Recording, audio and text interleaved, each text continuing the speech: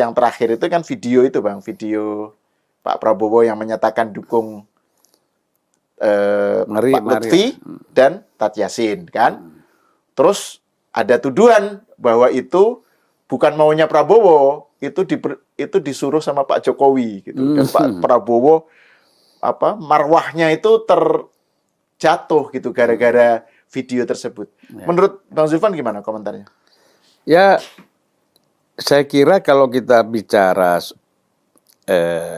survei ya dari kedua calon pilkada Jakarta dan Jawa Tengah, itu kan kejar-kejaran salip-salipan itu biasalah, ya kan?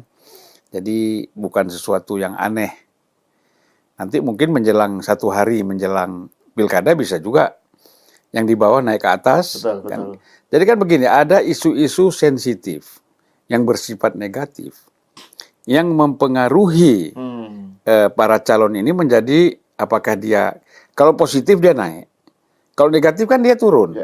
Nah, ya misalnya kita ambil contoh, bisa saja ucapannya Cawagup DKI Pak Suswono yang mengatakan janda-janda kaya mengawini pengangguran. Nah, itu pengaruhnya mungkin kan?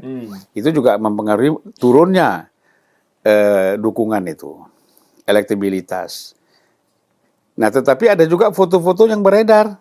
Misalnya di Instagram dilihat, orang lihat ada Rano Karno dengan yang ketangkap salah seorang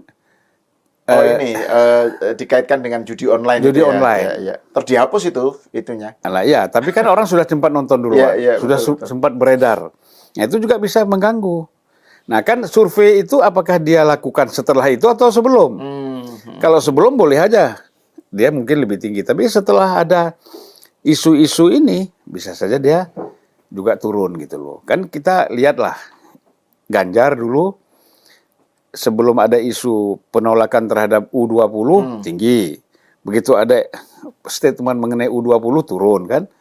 Nah, jadi kita lihat, kalau sekarang menurut saya memang belum bisa kita mengukur seseorang calon itu menang berdasarkan survei yang ada sekarang, karena harus dilihat nanti kondisinya seperti apa, variabel-variabelnya kan seperti apa. Nah, tentu kita belum tahu apakah para lembaga survei ini sudah melakukan itu enggak. Setelah statement-statement dan data-data, fakta-fakta yang terungkap, yang melekat pada calon-calon cagup dan cawagup ini kan, gitu Mas. Itu. Nah, kemudian tadi kan Mas tanya mengenai Pak Prabowo.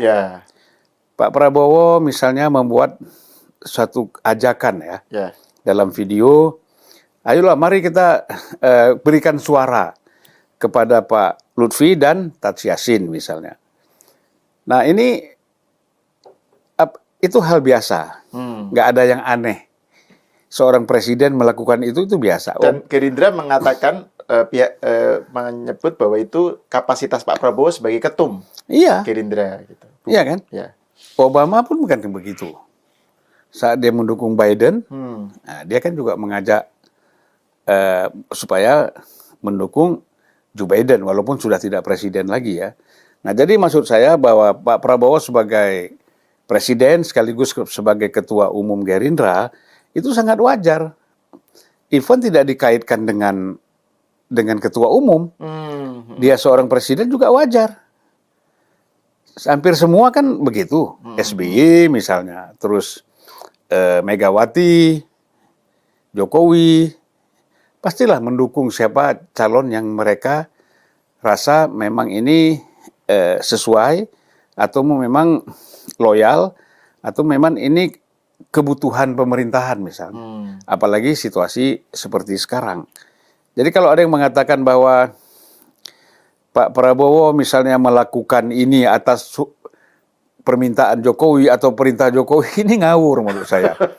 Ini, politisi. Itu sekjen PDIP yang menyatakan itu. Ya makanya, sekelas sekjen PDIP atau tokoh-tokoh politik ya mengeluarkan statement seperti itu, dia maksudnya ingin mengangkat, ingin merendahkan Pak Jokowi, sekaligus merendahkan Prabowo. Iya kan? Kan masa presiden persoalan begini aja harus diperintah? Seolah-olah presiden ini Prabowo ini nggak punya sama sekali feeling politik, nggak punya sikap politik. Ya. Jadi dia hal-hal yang remeh-temeh seperti ini pun hanya ngomong mari dukung ini harus diminta sama Pak Jokowi. Ini karena apa? Hasto dan lain-lain ini memang sudah terbiasa diperintah. Karena mereka ini, betul, karena mereka ini kan petugas partai. Ya. Jadi merasakan orang lain pun kalau melakukan sesuatu diperintah seperti dia diperintah sebagai petugas partai, ya kan? Ngukur orang lain dengan dirinya sendiri. Dengan dirinya sendiri, gitu Mas. Nah itu kalau kalau misalnya terkait dengan Jawa Tengah ya, kan Bang Zulfan juga di kesempatan lain kan cerita tentang bagaimana hubungan antara Pak Prabowo dengan calon ya, dengan terutama Taj Yassin. Bisa diceritakan nggak Bang itu? Pak Taj Yassin ini kan putranya Kiai Maimun Zubair. Iya. Dan hubungan dengan Pak Prabowo kan sudah cukup lama ya. Ya, kan sejak zaman Gus Dur presiden, Pak Prabowo itu dengan Pak Kiai Haji Maimun Zubair itu kan sudah dekat. Bahkan kan Gus Dur pernah bilang kan, kamu harus datangi satu kiai. Nah kan kiai itu Pak Maimun Zubair. Gus Dur bilang begitu ke Pak Prabowo? Iya. Gus Dur tidak menyebut nama, tapi Pak Prabowo ke situ. Ternyata ini memang kiai sakti langitan kan gitu. Dan kalau saya sih tidak usah siapapun yang ngomong Kiai Haji Maimun Zubair itu seorang yang wali. Dengan dia meninggal di Mekah aja itu udah jelas, Pak. Ya kan? Banyak kiai, ustadz, ulama kepengen meninggal di Mekah. Kalau perlu sakit di sana. Ini nggak minta, nggak apa, dia ya dalam hati mungkin dia minta, tapi tidak keluarkan pernyataan. Tapi dia bisa wafat di sana. Ini kan luar biasa. Nah, setelah beliau meninggal, Pak Prabowo itu tetap melakukan hubungan yang sangat intens dengan keluarga dari Kiai Haji Maimun Zubair ini. Termasuk dengan putranya yang sekarang menjadi wakil gubernur, Pak Lutfi. Ya kan? Calon wagub. Calon wagubnya Pak Taj Yassin itu putranya Pak almarhum Kiai Maimun. Dan sebelumnya Taj Yassin itu wagubnya Ganjar. Dan menang Ganjar kan? Ganjar, betul. Nah tadi saya bilang gitu, kalau ini insya Allah menang juga. Ya kan? Kadang-kadang kan Mas tadi sempat mengatakan bahwa Taj Yassin ini kurang muncul.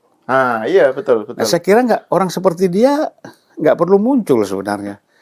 Artinya orang sudah berempati, sudah mendukung itu secara langsung di bawah ya. Mereka kan kerjanya selalu begitu. Betul. Nah, ngapainlah kita, misalnya saya nggak tahu ya, Gus Baha itu kan murid beliau ya. Betul, murid Kiai Maimun.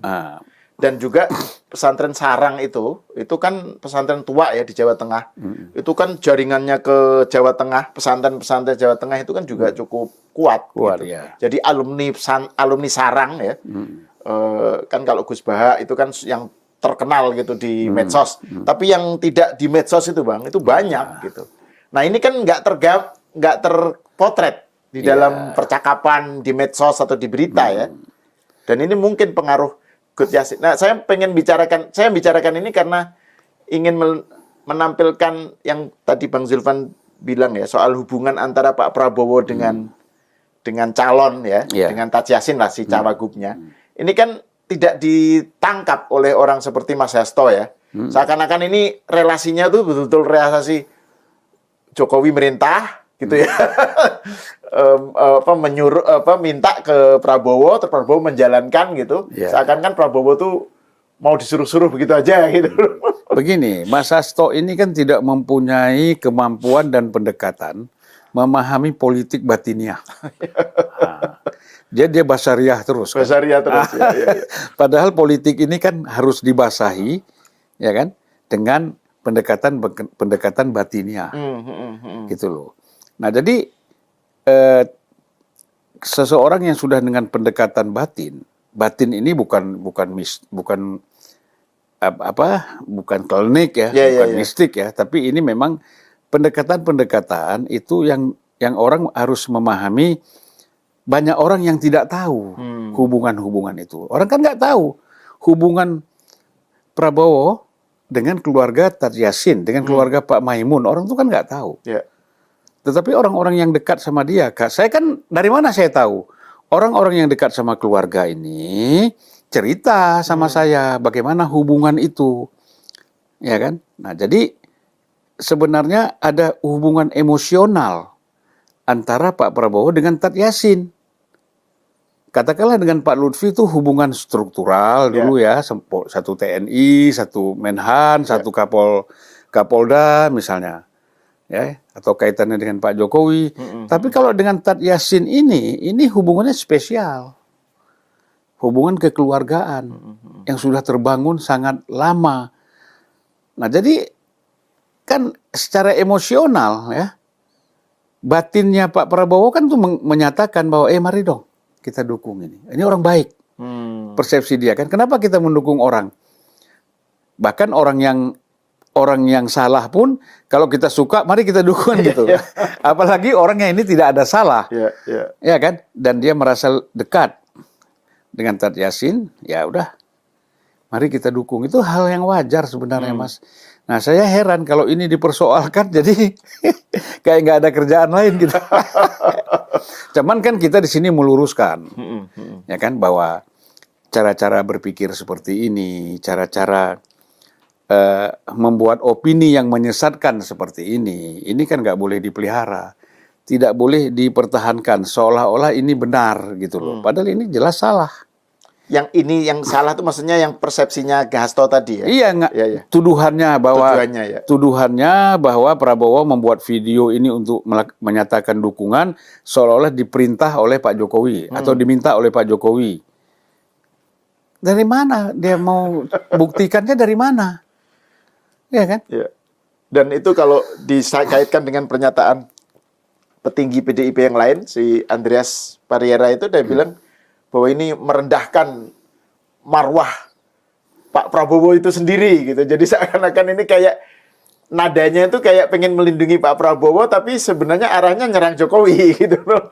Loh iya kan, artinya begini. Persepsi dia mengatakan ini merendahkan Prabowo seolah-olah yang namanya Prabowo melakukan itu diminta oleh Jokowi seolah-olah ada. Ya kan, ini hayalan, Mas. Bahaya sekali orang kalau berpolitik dengan hayalan.